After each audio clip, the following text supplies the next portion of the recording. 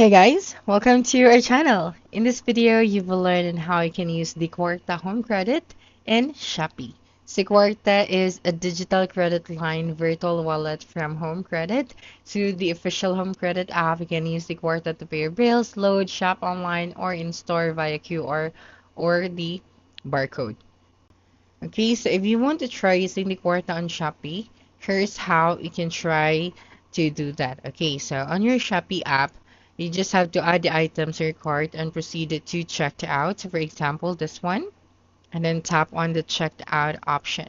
So on the payment method screen, look for the payment options under the e-wallet. So tap on the payment methods.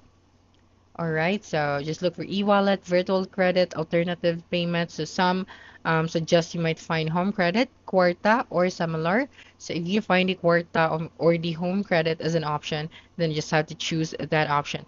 Then the home credit or the Qwarta payment flow should open. So probably redirecting you to the home credit app or a payment confirmation screen and where you logged in. And then you just have to confirm your payment details and authorize the transaction to confirm and complete checked out. So you just have to make sure that you have enough available Qwarta spending limit or credit because Qwarta is a credit line. So if you can find that option right here, then you just have to tap on it.